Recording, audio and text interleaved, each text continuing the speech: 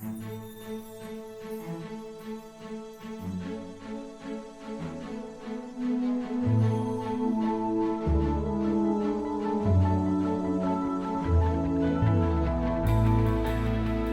you for coming for the presentation by Yolanda Rivera, volunteer at Iowa City Compassion Legal Clinic, who will speak to us today on immigration and asylum, a view from the border. I am Sandra Morrow, ICFRC board member and host for today's program.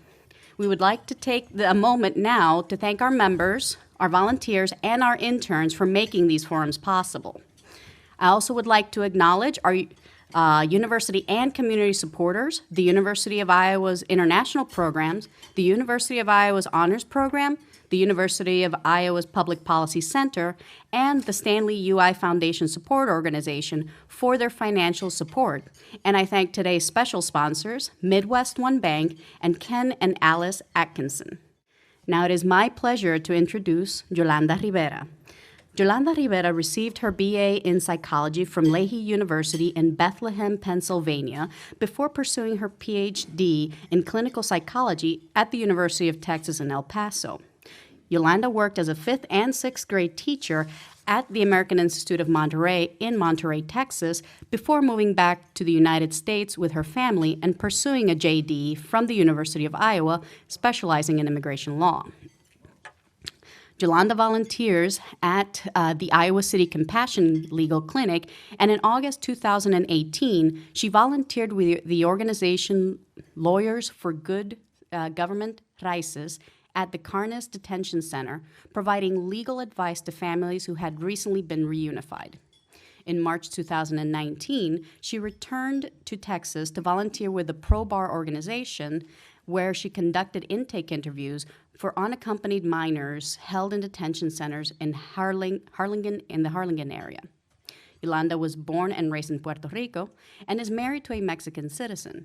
While living in Mexico with her husband and crossing the border on a daily basis to study at the University of Texas, Yolanda acquired a unique perspective on U.S.-Mexico border interactions. With the growing relevance of immigration reform and border security policies, Yolanda Rivera's discussion will hit on asylum and immigration with a unique perspective from the border.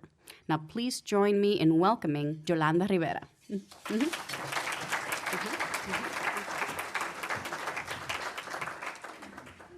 Hello, everybody. Thank you for having me here today. That sounds really impressive. I don't know that I would describe myself that way. But I just wanted to begin by saying I am first and foremost a mom. I am a mother of 3 beautiful children, and that's how I see myself, who happens to be trained in legal and law, and who happen to combine immigration as passion. So that's how I ended up being able to do the things I'm going to talk about today. But that sounds really impressive. Thank you. I'll tell you a little bit about my history, how I ended up here in Iowa, not because I think my life story is interesting, but because I think it will give a contrast on how these families go through the process. My process, their process, very differently. Like she said, I was fortunate, and I use the word fortunate, to be able to open my eyes the first time, to take my first breath for the first time in the island of Puerto Rico. And why do I say fortunate? Because I didn't have any choosing on where I was born. I was just born there. I did not do anything to be born there. I didn't have to work for it. I was just born there. And by being born there, I was born with a set of privileges, really, and a set of benefits that not everybody in the world has access to just by virtue of opening their eyes. Puerto Ricans, as some of you know, I guess more people know now after Maria, but Puerto Rico is part of the United States, and when we are born in Puerto Rico, we are granted citizenship. We are U.S. citizenships. Although, after Maria, as we all know, maybe it's not first-class citizenship, but we can discuss that on another day. we have certain issues that we can discuss on another topic. But I was born and raised there, surrounded by people that were just like me, that had the same upbringing as me. Yes, every society has ways of differentiating between people. There were socioeconomic differences, but it wasn't based on my culture. It wasn't based on where I was born. It wasn't based on how I looked. The virtue of me being Puerto Rican did not make me any different from the Puerto Rican sitting next to me. That changes when you move to the United States, sadly. But I also had the fortune of being able to go to college in the United States because as a US citizen, I can move freely and go wherever I want in the United States. So I went to Lehigh University in Pennsylvania, where I fell in love, as it happens, with a guy that turned out I didn't know at the time until we had been dating. I guess I know. He was a Mexican citizen who was in the United States with a J-1 visa. And that was my first interaction with immigration. Had nothing to do with me because I'm a US citizen. But from there on, immigration law has touched almost every aspect of my life. His visa as a student required him after graduation to return to Mexico and work for 2 years in his field of study because he had received a scholarship from the country. And after that, he could then try to change his status in the United States, apply for a different visa. But no matter what, he was supposed to return to Mexico. And my husband likes to do things by the book and do things the right way. So even though he could have asked for a waiver of his requirement to go back, after we decided to get married, we decided, okay, we'll go live in Mexico for a couple of years. You can fulfill your commitment to your country, and then we'll come back and start our family in the United States. We decided this. He graduated from Lehigh with a second master's degree in engineering, and he applied for a job while being at Lehigh. And a major US corporation hired him, but they wanted him to work at Ciudad Juarez, which is on the border town with El Paso, Texas. And they hired him with a salary good enough that we thought we could get married and start a life right away. So we went ahead, okay, we're gonna get married. I still had a year to finish at Lehigh. He went to his job. And when he got to Juarez, the HR people looked at his resume and realized he was a Mexican and he didn't have a US visa anymore because now he went back to fulfill his requirement. And they said, oh, we can't pay you this because you're not a US citizen. You're a Mexican citizen, so we're gonna pay you about a third of what we had offered you. So he was already there. We already were on our way of having plans to get married. Of course, you cannot say, I quit and walk out the door. He kept the job, but of course immediately started looking to see what else was available. That doesn't look good in your resume anyway, because who wants to hire someone who has just gotten hired and is looking for another job? But that's the first time someone not being a citizen affected our life decisions. Fast forward a few months, we got married. I go to live in Juarez, which at the time and still is a very dangerous northern border town. And when Beto O'Rourke says, he says a lot of things that are right, but when he says El Paso is safe, yes, El Paso is safe. That was my first view of how a border changes things. The Mexican side of the town and the US side of the town are two completely different beasts. Like, there's extreme poverty, and across the street, once you cross that bridge, you're basically in any US town with all the safety and security that it entails. Because of the difficulty living there, we decided he got a different job inland. I put on hold my studies at University of Texas at El Paso. I was crossing the border every day, which is not a fun thing to do, having to cross that bridge. And then we had our first child. And like anybody naive, I was young, naive, I thought, I'm a U.S. citizen, she's a U.S. citizen, of course. Like, we all hear it, right? It's automatic. Well, it is and it isn't. There's a lot of things you have to prove in order for the child to get her first passport. So that was my personal first encounter with immigration. I had to gather all these papers. It depended, the laws were complicated. It depends on, are both parents the U.S. citizens? Yes, then it's an easier path. Is only one of the parents U.S. citizen, which in this case it was. Is it the mother or is it the father? There are different set of rules if it's the mother and if it's the father. The mother needs this, the father needs this. I had to gather all this paperwork. I was living in Mexico, so I have to rely on making phone calls. Luckily, I have family still in Puerto Rico, so I'm like constantly calling. I need this, no, now I need that. Complicated. Anyway, we finally get it. Had a second child. My husband gets invited to come work at the United States. The company was going to transfer him to Iowa. And that's how we ended up here. But then we had to go through the process of getting him his visa to come to the United States. At the time, we were living in Monterrey, Mexico, which is about 2 hours away from the border. We had to go to the embassy in, back again, Juarez, for our interview. And our interview, when you watch it on movies or on TV, that people are called to their marital interview, they walk up into this really nice office with air conditioning, and there's this guy across the table from them, and they sit and they ask all these questions. No, that's not how it is. And this is what I really got interested in doing immigration law, because we flew to Juarez. Luckily, we have means and money to do that. We walk into the embassy, and it's this gigantic building. And there's a line that goes around the block of people waiting to go in. And I'm like, okay, there's a line, but we'll go in and it'll be a nice air-conditioned space. We're in Juarez. It's the middle of the desert. I'm dragging my 2 little kids with me. It's hot. We finally get in, and it's not a nice air-conditioned place. It's this gigantic, I don't even know how to describe it.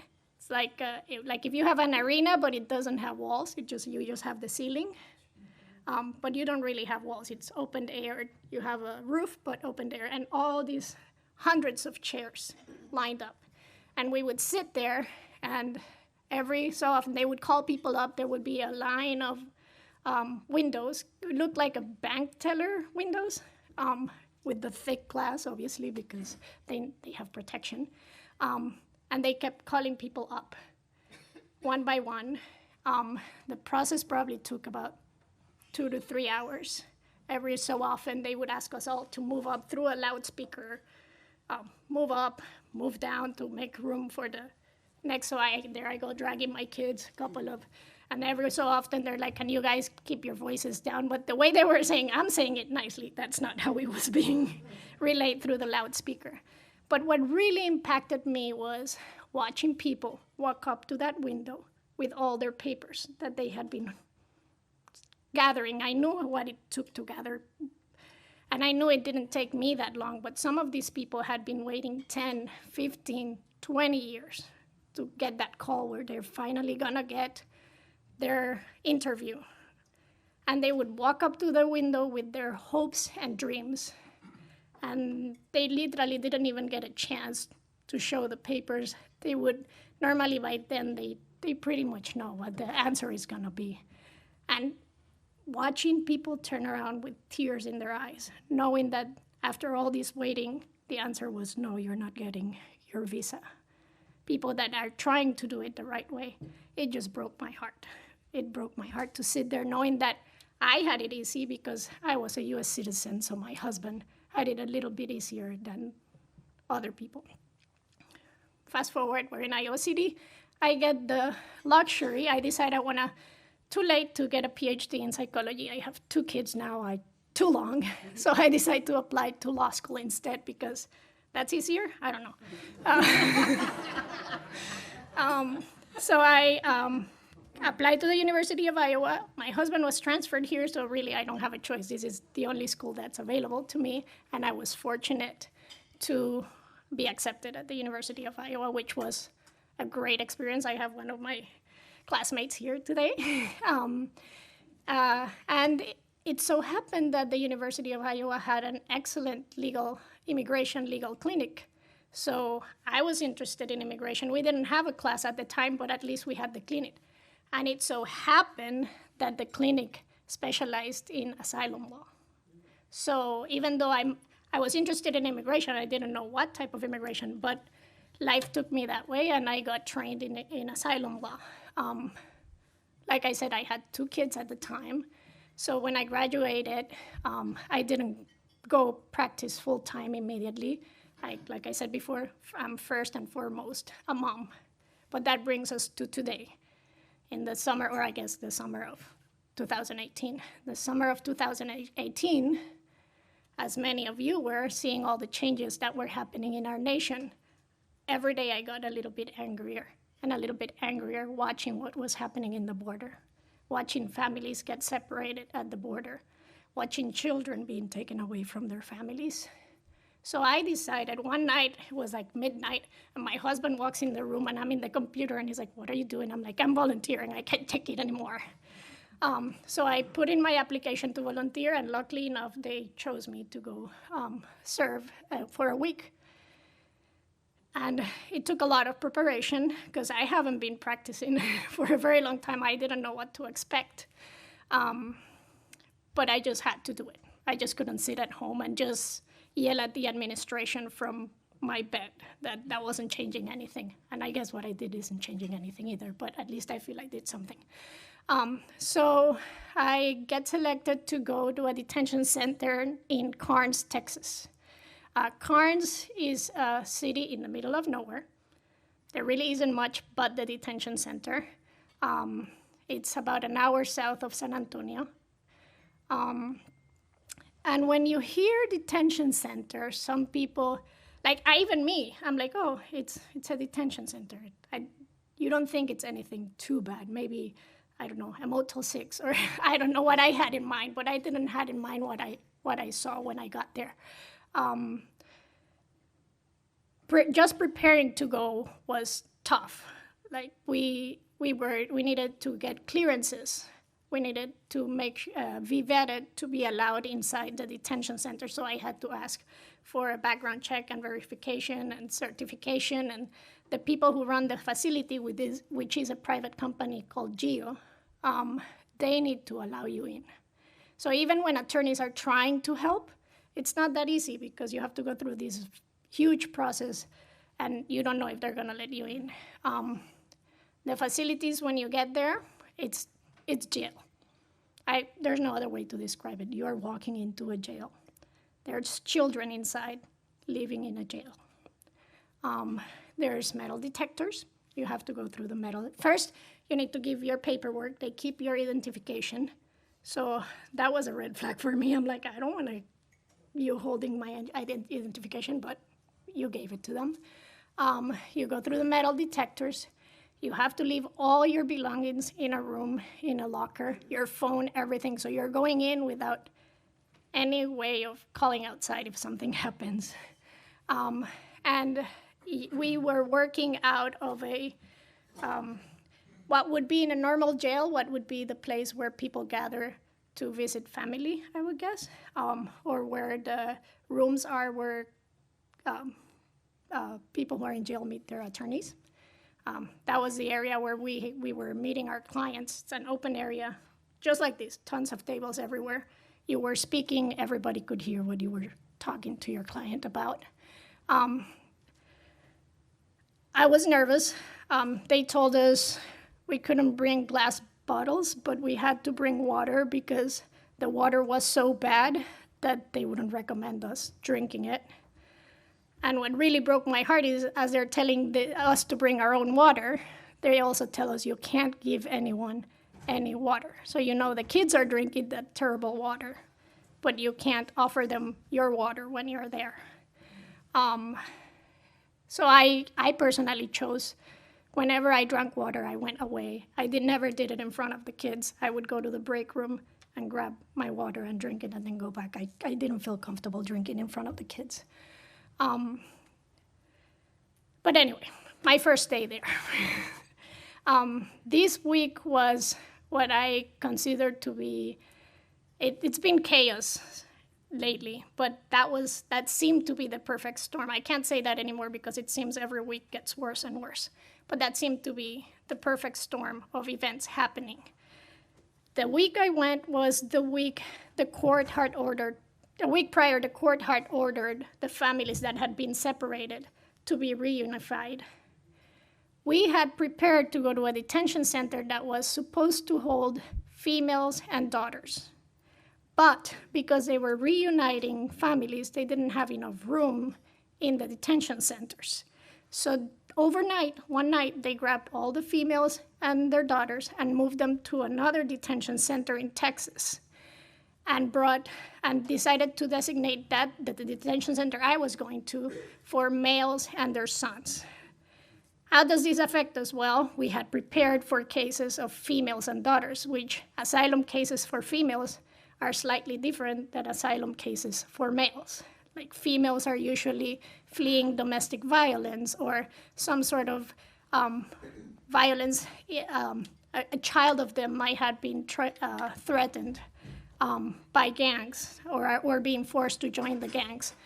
Whereas men are mostly either they themselves were being beat up by gangs or being extortioned or were being, in the case of young boys, they were being recruited to join the gangs.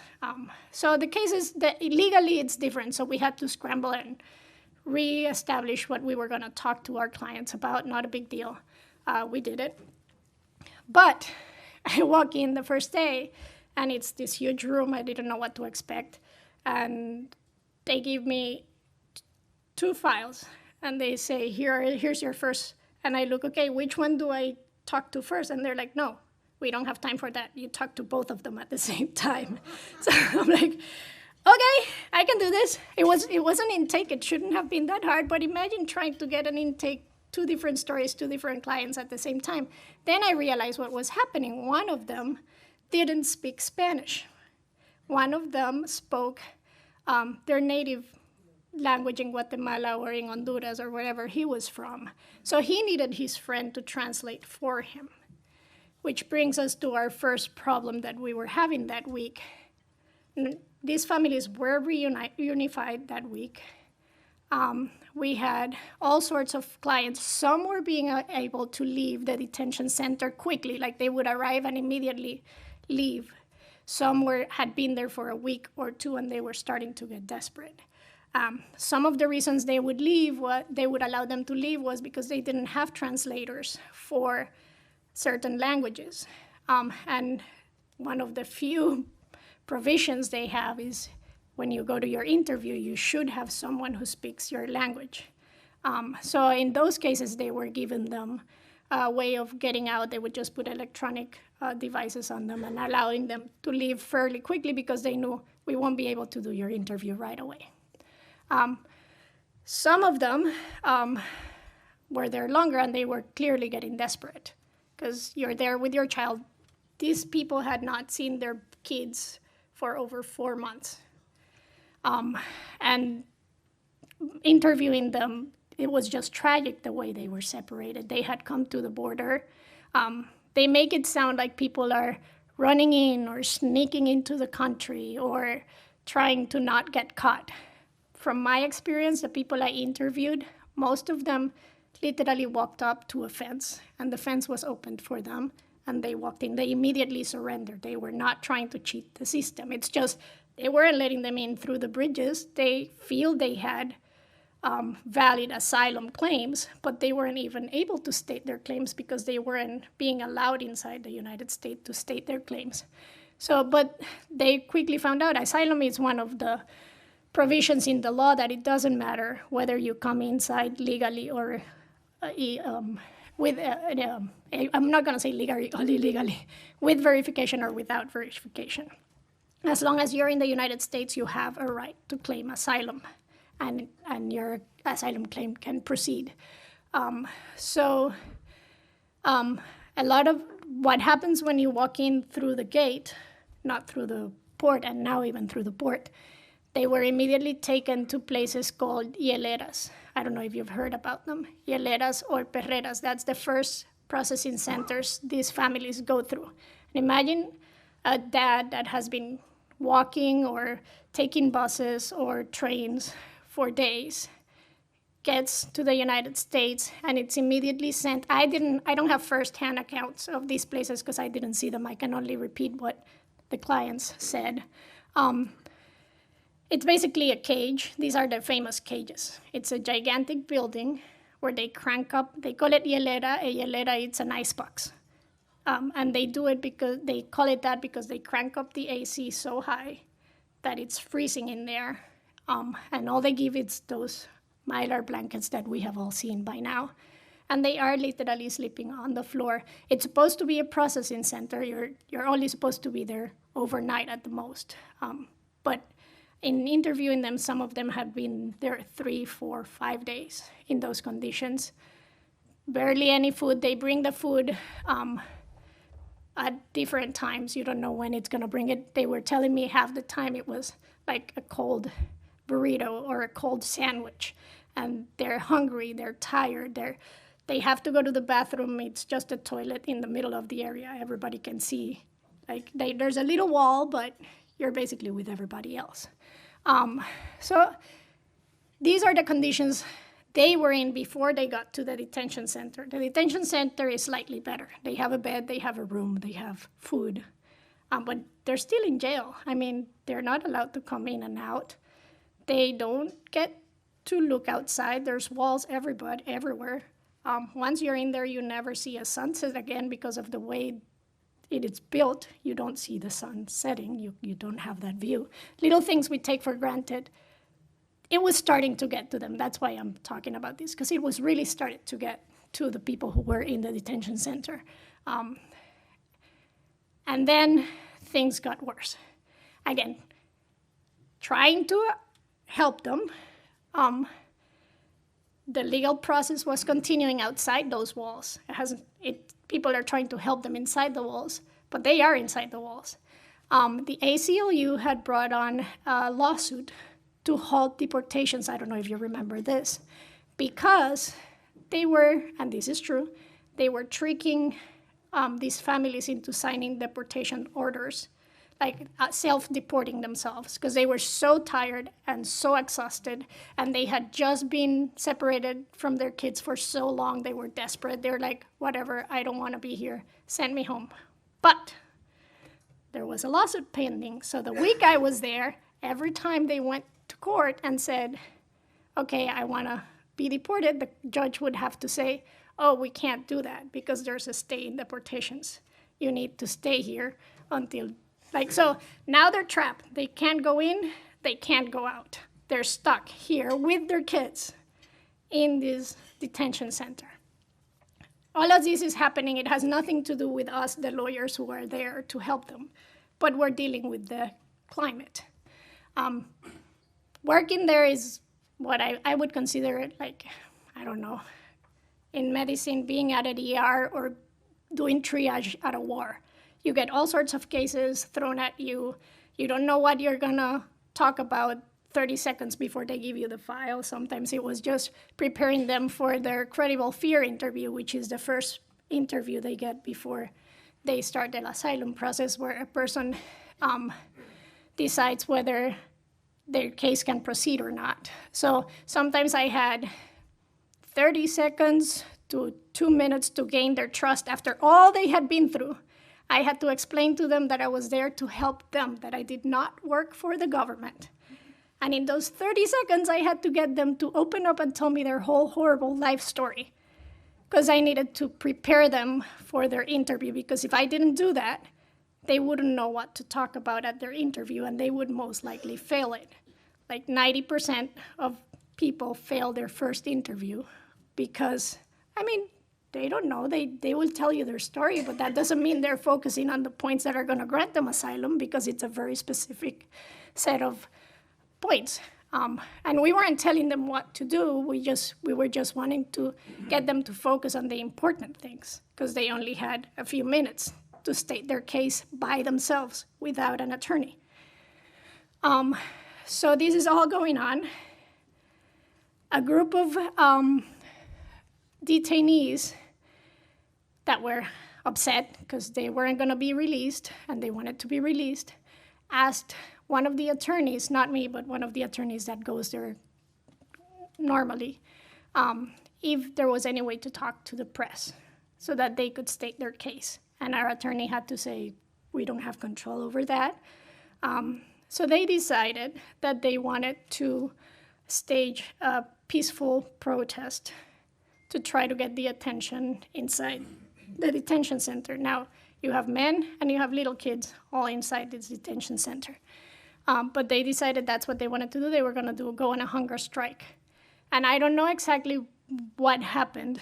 I just know that on Wednesday, halfway through my stay there that week, we are into our second hour at the detention center, and a guard comes in and tells us, you have to pack up and leave now. And we all look up and like, we're here till 8 p.m., it's noon. They're like, nope, there's a situation, everybody has to pack up and go now. And the Raices attorneys said, no, we're not leaving, we have clients to see today. And they were basically forcing us out.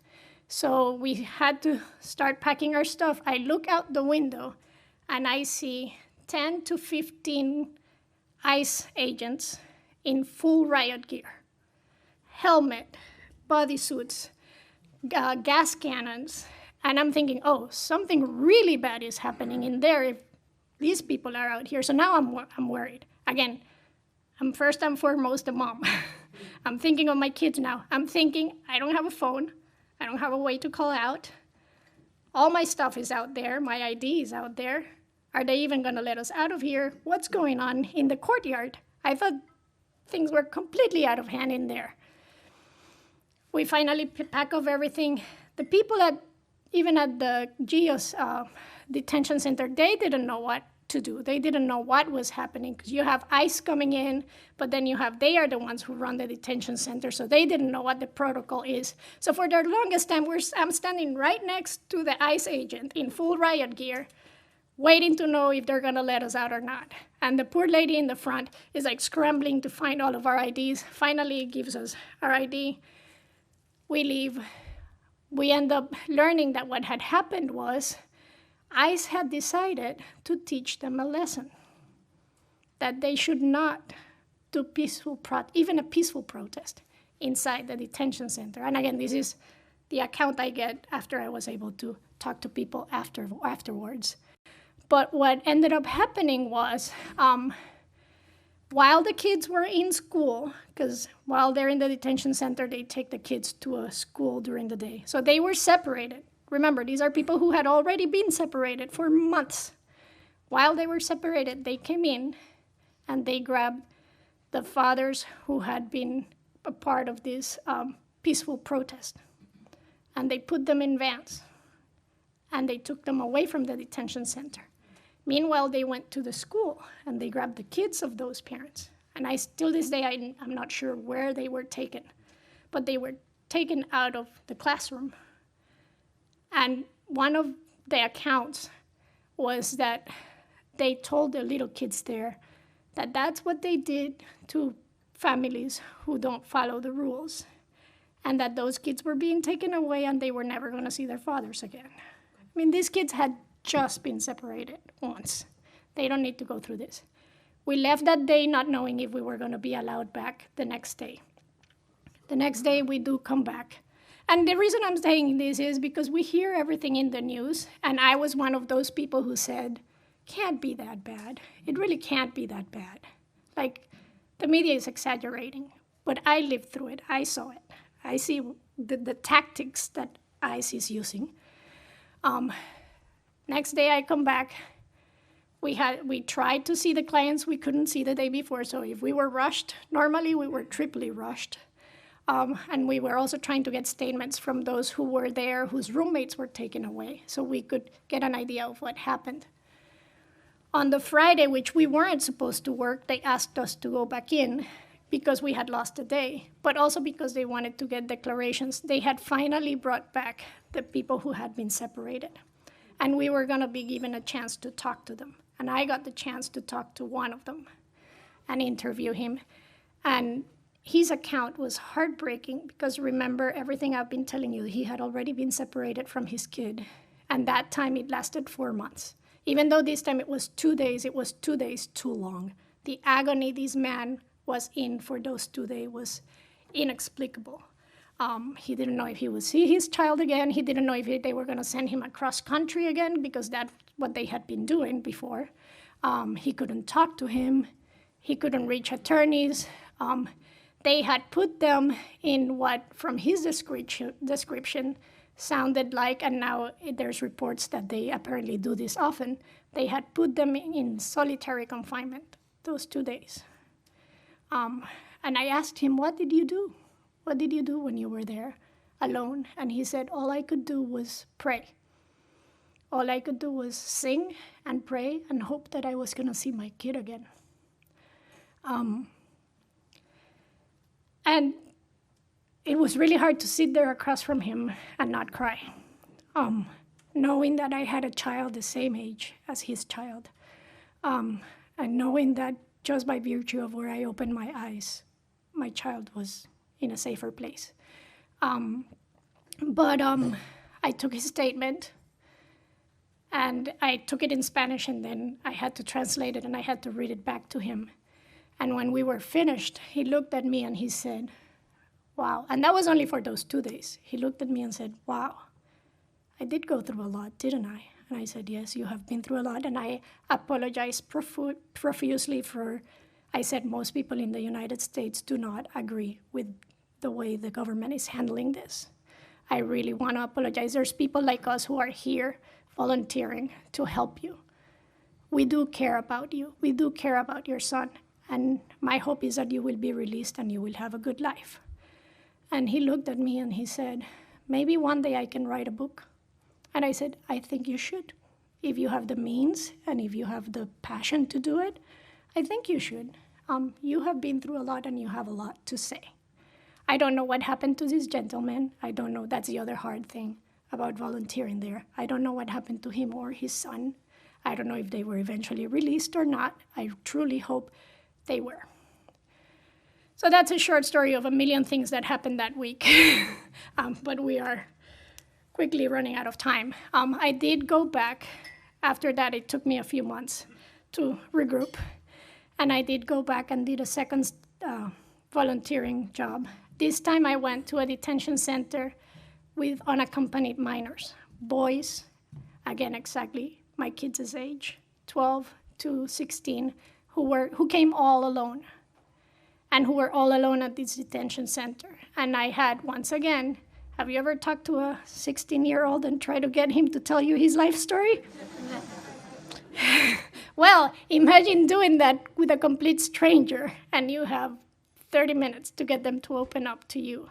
And the stories these children were saying over and over and over, the fear, the terror living in their countries, the reasons they were coming here, it was heartbreaking. I mean, my kids' biggest problem is, what is mom going to cook for dinner today, or am I going to make it to practice on time? That's really their biggest problem. These children left their families behind. They don't know if they'll be alive or dead when they see each other again. All they want is a better life, and just their faces full of hopes. I truly hope we can serve these kids better. I had one particular kid who broke my heart because he so wanted help that he woke up that day, the day he had his appointment to come see us, he woke up in a fever. And he did tell the guard he was sick, and the guard told him he needed to come. We were not at the detention center. With the kids, they don't let us go to the detention center. They bring us to different offices. They don't want us to see. So they brought him in the bus with the other 20 kids or 30 kids. And he was shivering. He had a T-shirt on that they give him, and he sat across from me, and I could see him trembling, and all I could see was my son trembling. When my son is sick, I put him in bed, I feed him, I give him hot beverages, and I tend to him the best I can. I'm not even allowed to hug this kid. I wasn't allowed to give him anything. I look on the door. It wasn't my office because I don't work there. Someone had left a sweater at the office. So I said, whatever. I got up, I got the sweater, I put it around his shoulders. And I said, I can't give this to you, but maybe we can talk better if you're not trembling. So we went through his life story, and the hardest thing I had to do that week when we were done talking was tell him, I'm sorry, but I have to take this sweater off now because it's not mine and you can't take it with you. And he had a smile in his face, and he said, that's okay, I'll be okay. I have one back at the detention center. And it just broke my heart. And again, I don't know what happened to this kid. I don't know if he was eventually released to be with family. But the reason I'm not concentrating on their stories of why they came here, it's because we can all read that. We know what's happening in their countries. We know what forces people to flee in desperation. But we cannot treat people like the way we're treating them when they get here. That's not acceptable. They're already going through so much pain and suffering. Our government has to be better than that. Our government has to treat them with the respect that any human being, whether they're a citizen or not, we're all human beings, and we need to be treated with respect. So, how are we on time? Sorry, I took a lot of time. Do I have time? About 2 minutes. 2 minutes. This is a little bit longer than 2 minutes, but things have changed a lot. And every time I look at the news, they don't change for better, they change for worse. So right now, people aren't even allowed to come into the United States to ask for asylum. Now they have what's called the Stay in Mexico policy. That's not the legal term, but that's how we're referring to it, where they have to await those interviews. If we thought the detention centers were bad, now they're sitting on the streets for weeks, waiting for their appointment to come up. In that dangerous place that I left when I first married my husband. Remember Juarez, that dangerous, dangerous place we didn't want to live in, but we had the mean and the opportunity to move? They don't have that choice. They are there because they are hoping they can come into the United States, but now they can't even wait in here. They have to wait out there in the sun, in the heat, with their children, waiting for their appointment that God knows when they're gonna get it. And I'm saying this because I haven't been able to go down because I don't want to I feel like I would be putting my family at risk at this point going to Mexico. It might be okay, but I'm not that brave. I know how the border is, and if I'm not that brave, imagine what they're feeling. But there are some really brave volunteers, attorneys, who are down there right now helping, and this is through the organization I volunteered with. We're here as part of our immigrants' rights program, which is called Project Corazon.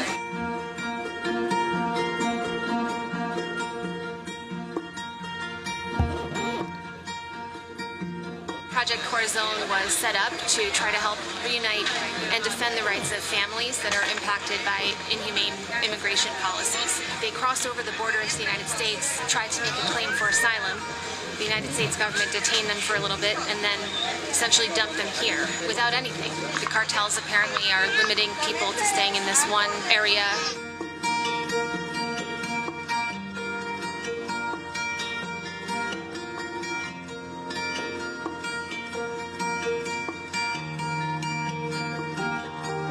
Their stories were not just about economic issues, it was tragedies, and they tell it in the most matter-of-fact way, where it just seems the most natural, until their breaking point is when it's something about their children. Children were threatened, their children saw them being attacked. That's where I see people tear up and break down. That's where the desperation comes in.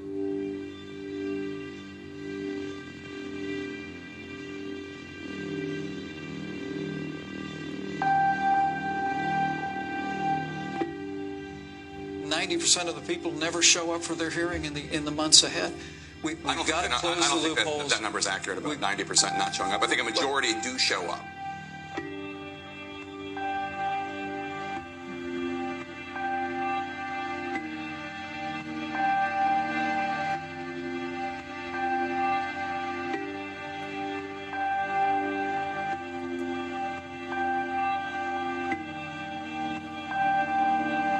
I was already in the icebox.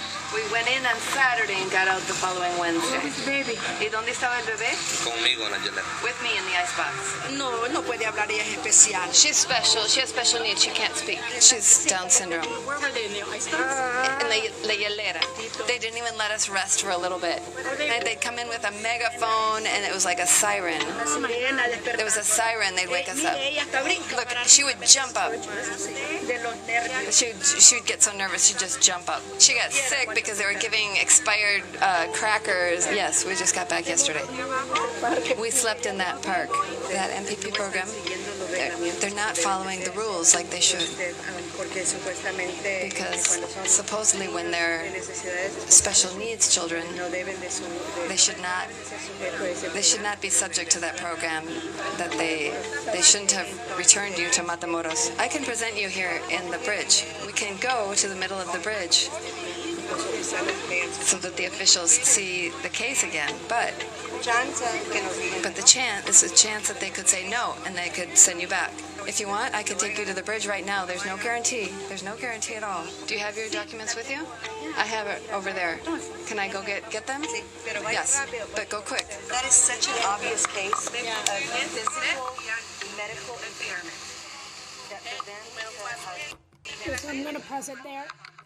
That is what the attorneys have, like I was telling a friend, if anything has come out of this is, what gives me hope is there's a lot of attorneys volunteering. There's a lot of people who are saying this is not right and I have to do something about it.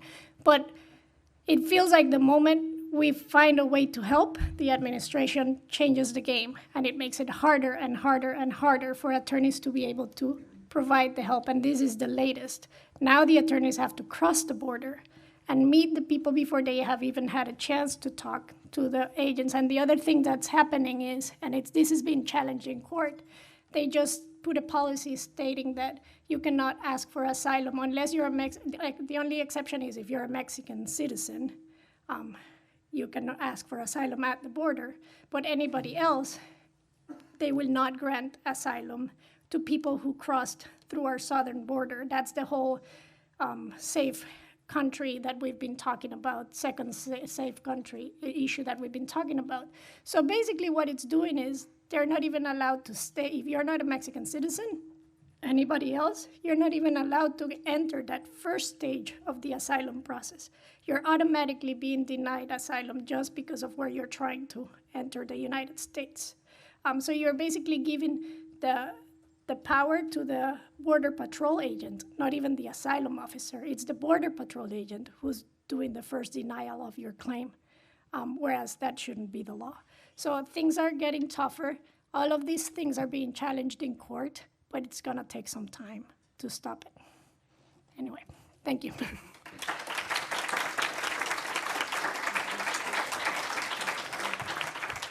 What points or circumstances help grant asylum? Okay, so I'm gonna do my best to answer this question. Like I said, I feel honored to be here because I'm not a university professor or a scholar. I'm just a mom who practices law on and off. But in order to receive asylum, and do not quote me on this because I don't have it memorized, on the United States, you have to fall under categories that are clearly described in code. You have to prove that you're being persecuted, or you fear returning to your country of origin because you're being persecuted because of your race, religion, particular social group, which is a little bit more open definition, and I can talk a little bit about that.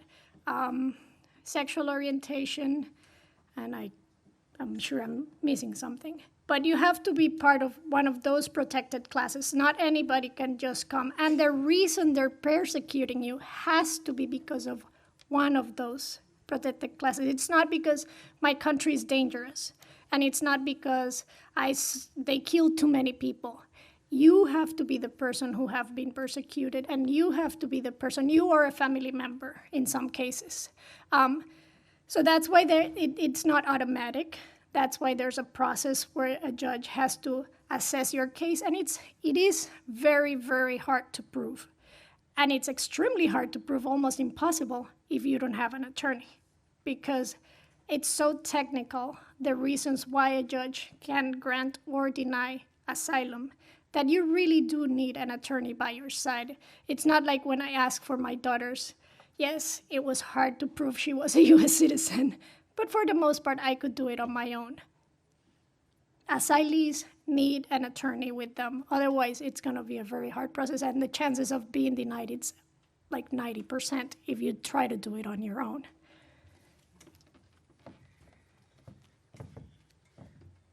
What policy changes should we be pushing our representatives and our administration to adopt to start moving towards a humane asylum program?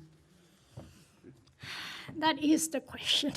And I don't know that I have the answer. Our system has been in need for an immigration overhaul for a long time, because it's not only because it's complicated, it addresses issues that are constantly changing. So if the problems in the world are constantly changing, our laws need to adapt to those constant changes. You cannot expect to have a set of rules that was established, let's say in the 70s, in the 80s, applied to today's world needs. The immigration system is based on a system of quotas. People say, why don't they do it the right way? Why don't they stay in line? Well, what some people don't realize is the line is not the same for everyone. There are a certain number of visas that are afforded to different countries. Some countries have more visas available to them. Some countries have less visas available to them. Someone coming from, let's say, India might be able to go through the entire process in a year or two. Someone coming from Mexico, where the United States have obviously more applications because there's more families here in the United States, they could try to do it the right way, but they can put in their papers and it could take up to 20 years for their case to be heard. That's a long time to leave someone waiting in a poverty-stricken, dangerous place. So no wonder people are trying to come and ask for asylum. And like I said, even if they cross the border, not at a bridge or at a place where they get inspected, if they come in without inspection, they're still not breaking the law technically in terms of asylum. There might be other laws that they're breaking, but they are still able to apply for asylum, because asylum is one of the few cases in immigration law that grants a waiver for having come in without inspection. And it makes sense. If you're fleeing danger, if you're fleeing certain death, you need to move right away, right? So that's why the law was created that way, and that's why so many people are trying to use asylum, because even though it's not an easy process, it's a process that's available to them, whereas nothing else might be available to them.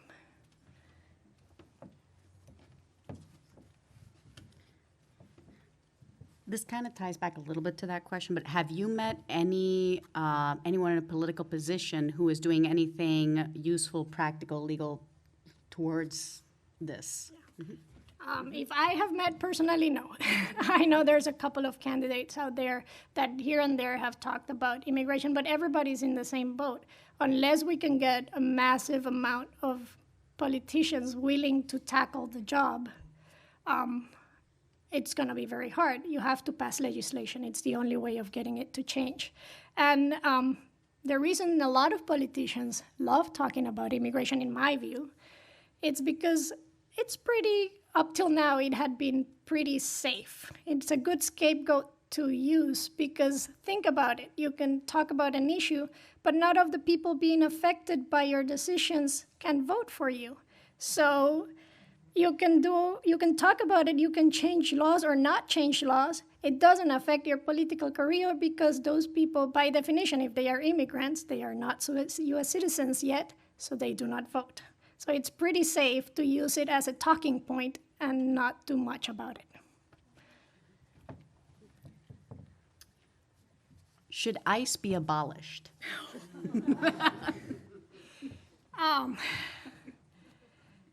I don't advocate open borders. That's not why I'm here. And I do believe in a system of rules and laws that we need to follow. I do believe ICE has been overreaching, and I do believe we need a better system. ICE did not exist until, I don't know, after the Twin Towers, maybe? I think that's where ICE came about. I don't know the entire history, but I do believe they are overreaching their power and they are abusing their power, and we need a better system. If not a better system, at least find a way to have checks and balances on them. Now we're kind of running a little bit out of time. There's a few of these questions that are fairly related, so I'm going to tie them together. Have you had a chance to give this very powerful firsthand account story to multiple groups or organizations, and what can any of us do to help? What volunteer opportunities and things might be available that people can help? Yes, this is like the fourth time maybe I've spoken on town. When I went my first time, I had said this is not something I did for me. This is something I did for the kids. My goal was never to be in front of you guys speaking about it. But having seen what I have seen, I being so far away from the border, being so detached from what's actually happened, you can hear what people say on the news, but you don't see it and you don't live it, and you don't realize. It almost makes us so detached that we don't realize it's human beings, it's children, it's babies that are being affected by these policies. Who cares who's a citizen and who's not a citizen? Even if they're detained, they should be treated with humanity. Even if, let's say, I will grant you if you want to say that they shouldn't have done it. I don't. But even if you admit, we don't treat people like that, whether they broke the law or not. You don't treat human beings that way. So that's the reason the first time I was asked to speak, I deliberated for a long time, and then I decided, okay, maybe I'll do it.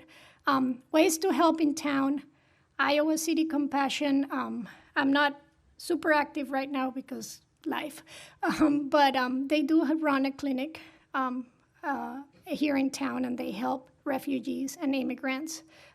They have one full staff attorney and two members who can do immigration, are certified to do certain immigration cases. So they're trying to help the local community.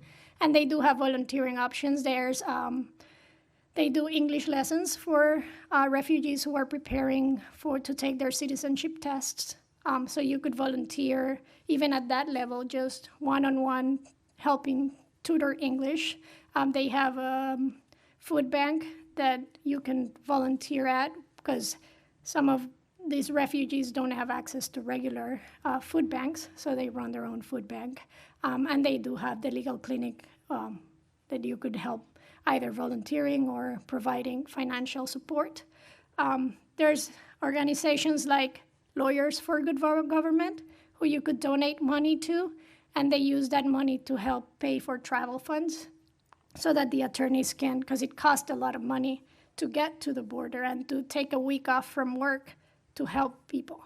So there are some funds that they use to help attorneys pay for travel expenses. The other organization I worked with was Raices. They're based in Texas, and they also have tons of volunteer and economic opportunities if you want to donate money to them.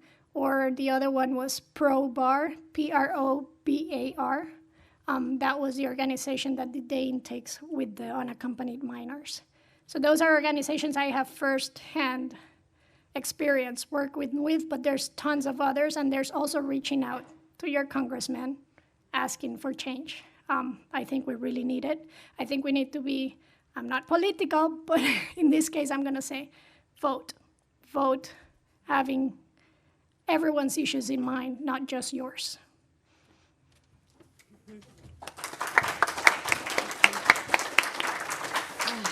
Okay. Thank you, Yolanda. We now conclude our program, and I want to give a big thank you to Yolanda Rivera for the wonderful presentation. Thank you, Yolanda.